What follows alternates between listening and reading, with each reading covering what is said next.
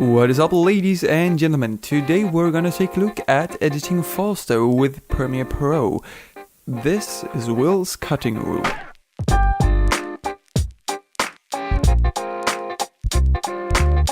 Alright, so the first thing we're gonna talk about today is keyboard shortcuts. Shouldn't really come as a surprise to anyone that is trying to edit faster. But I'm gonna mention a few standard shortcuts, and then we're gonna take a look at customizing keyboard shortcuts in Premiere Pro. But keep in mind that these tips apply to any editing software out there, even though I am using Premiere Pro. The first keyboard shortcuts we're going to talk about today is JKL. These are called your shuttle controls. They are standard in any editing application and even YouTube and a lot of other video players. So what they do is they play and pause and even reverse your video playback. L will play your media forward, K will pause, and J will play it backwards. So pressing J or L multiple times actually increases the speed at which your media is played at. Another super helpful keyboard shortcut is Q and W. So these are your ripple trim keyboard shortcuts.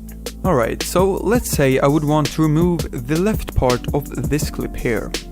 If you didn't use keyboard shortcuts, you would go to the eraser tool, press, then go back, change to that tool, delete that, and then move everything over like this, or just deleting them to space. You saw that actually took quite a long time. So how can we speed this up with keyboard shortcuts? We can use what's called ripple trim. And the standard keyboard shortcuts for this in Premiere Pro is Q and W. So what Q does is it splices the video and deletes the left part of that clip and moves everything over. So if I do that now, you can see, boom. We just removed the left part of the clip and moved everything over. The same applies for W, but it will remove the right part of the clip. So here you go. Super helpful, super fast. I use them all the time. And then we're also gonna talk about V. It's the standard shortcut for the selection tool in all Adobe products, and what's super helpful when using the standard selection tool is that it actually can double as two other tools, namely the ripple edit tool and rolling edit tool. So instead of clicking here, you can actually just hold down Control when you're at the edge of the clip to use a ripple trim,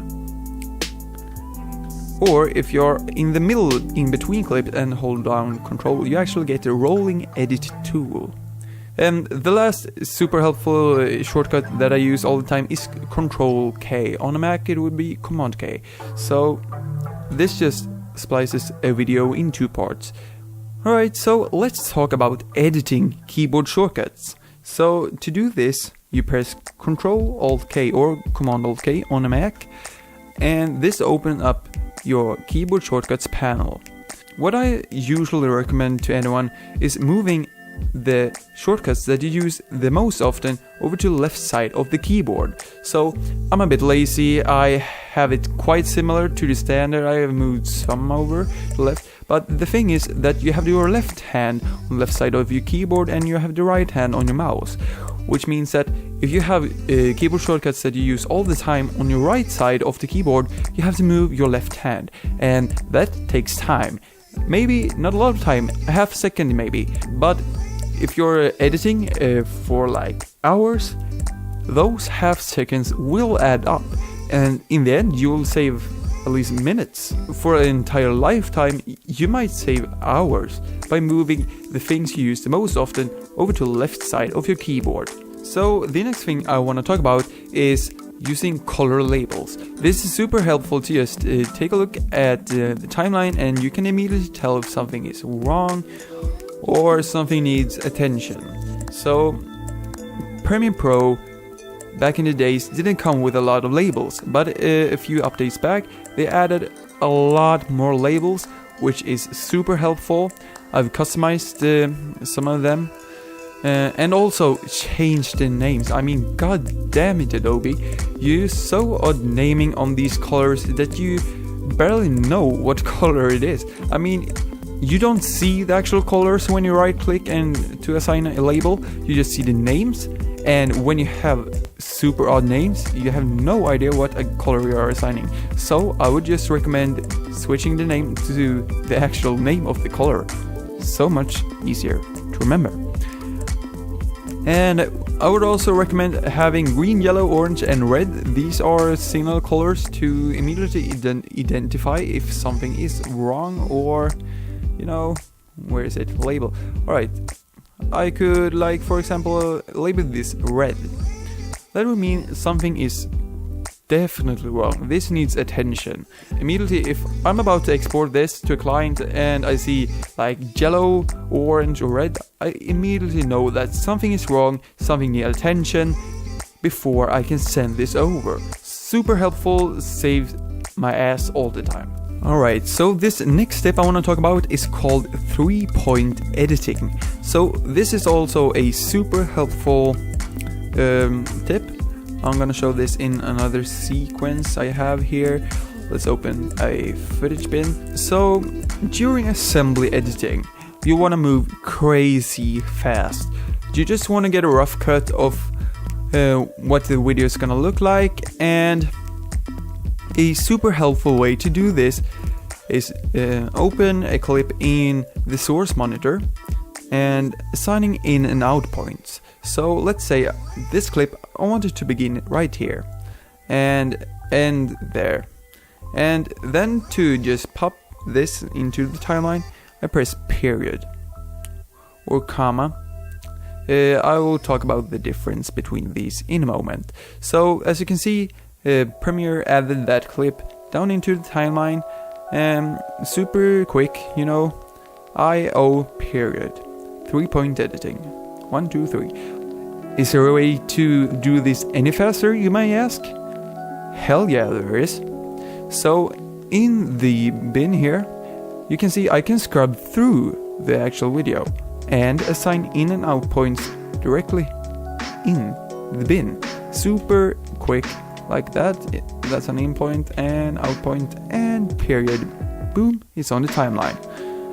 And let's do the same thing for this clip. But let's say I want this clip in between these clips.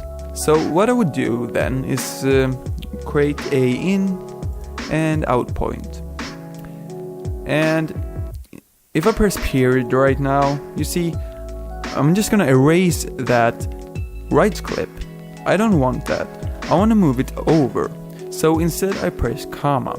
I've actually changed this to Shift V, but I think the standard is comma. And you see, if I just press that, it's gonna move things over. But be careful, as you can see, if you have layers above or below, it's gonna move them over too. So now I don't have adjustment layer here, which just something to keep in mind.